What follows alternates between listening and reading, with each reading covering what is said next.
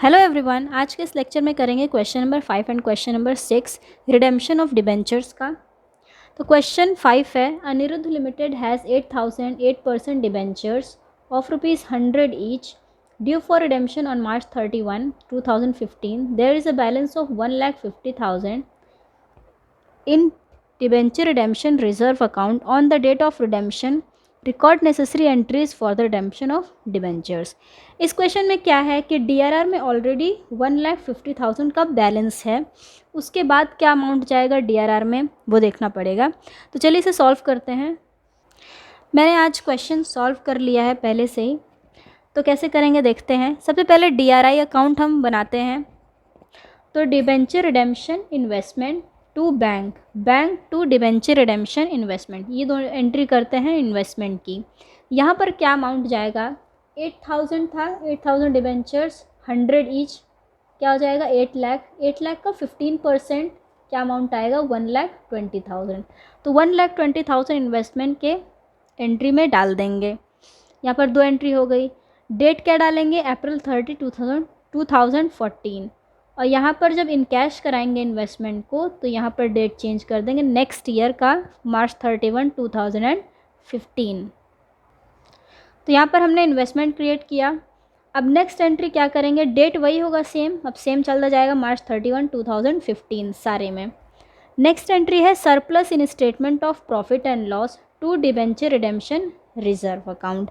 अब यहाँ पर क्या अमाउंट डालेंगे, क्वेश्चन में जैसे कि दिया है 1,50,000 पहले से ही है, तो यहाँ पर बचा हुआ क्या अमाउंट जाएगा देखते हैं।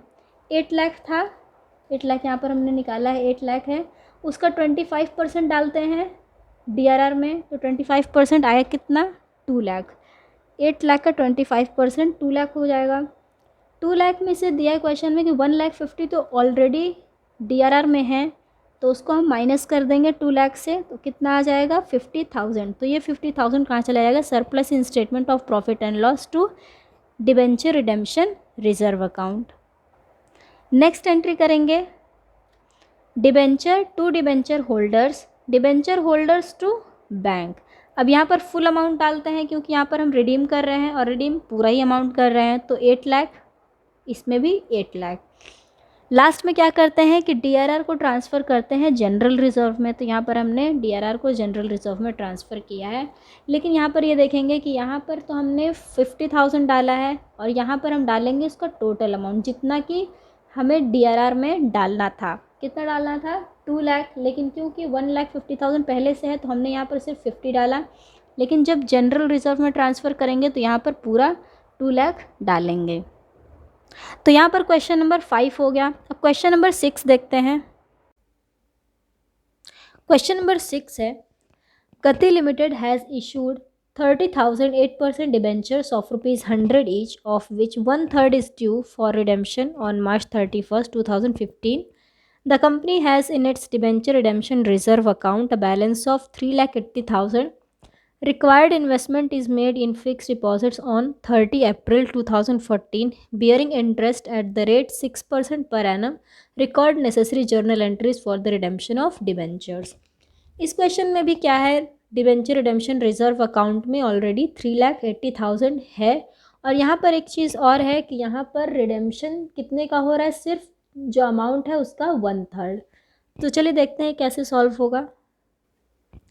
सबसे पहले हम क्या करेंगे कि इन्वेस्टमेंट क्रिएट करेंगे, debenture redemption investment to bank to debenture redemption investment. और यहाँ पर एक एंट्री और करेंगे टू इंटरेस्ट अर्न, क्योंकि यहाँ पर इंटरेस्ट भी है। इंटरेस्ट कितना है, 6% पर एनम। तो देखते हैं यहाँ पर इन्वेस्टमेंट में क्या अमाउंट जाएगा। 30,000 था ऑफ 100 ईच, लेकिन क्वेश्चन में दिया है कि सिर्फ 1/3 को ही रिडीम कर रहे हैं, तो 30,000 का 1/3 10,000, 10,000 ऑफ 100 ईच, तो ये क्या हो जाएगा 10 लाख। 10 लाख का 15% डालते हैं इन्वेस्टमेंट में, तो 15% कितना हो जाएगा 1,50,000। यहाँ पर 1,50,000 डाल देंगे। अब यहाँ पर कॉपी कर देंगे, डिबेंचर रिडेम्पशन इन्वेस्टमेंट 1,50,000 है, तो यहाँ पर कॉपी करेंगे 1,50,000। अब देखते हैं कि इंटरेस्ट कितना आएगा।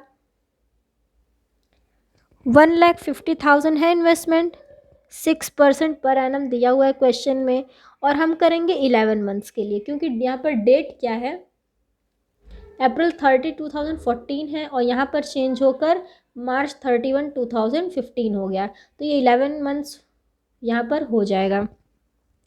11 मंथ्स के लिए निकालेंगे तो क्या अमाउंट आएगा, 8250।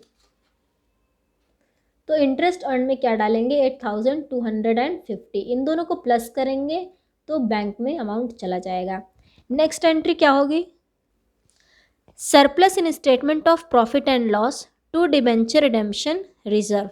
कहाँ डालते हैं, 25% डिबेंचर रिडेम्पशन रिजर्व में। लेकिन क्योंकि क्वेश्चन में दिया हुआ है कि 3,80,000 ऑलरेडी किस में है, डिबेंचर रिडेम्पशन रिजर्व में, तो यहाँ पर अमाउंट 380 तो जाएगा नहीं, क्या अमाउंट जाएगा देखते हैं।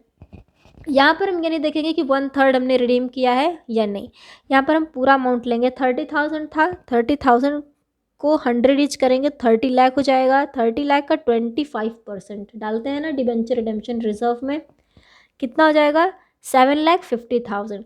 अब 7,50,000 में से 380 तो पहले से ही है, तो माइनस कर देंगे, क्या आया, 3,70,000। तो यही अमाउंट कहाँ जाएगा, surplus in statement of profit and loss to debenture redemption reserve में, 3,70,000। नेक्स्ट एंट्री अब रिडीम करेंगे, debenture to debenture holders to bank, इन दोनों में ही 10 लाख। क्यों, क्योंकि 1/3 रिडीम कर रहे हैं, तो 1/3 कितना अमाउंट आया था, 10 लाख। 10,000 मल्टीप्लाई बाय 100 ईच, तो 10 लाख। तो यहाँ पे क्वेश्चन नंबर 6 भी कंप्लीट हो गया। नेक्स्ट वीडियो में करेंगे question number 7 and question number 8। तो आज के लिए बस इतना ही, मिलते हैं अपने नेक्स्ट वीडियो में। Till then take care, bye bye.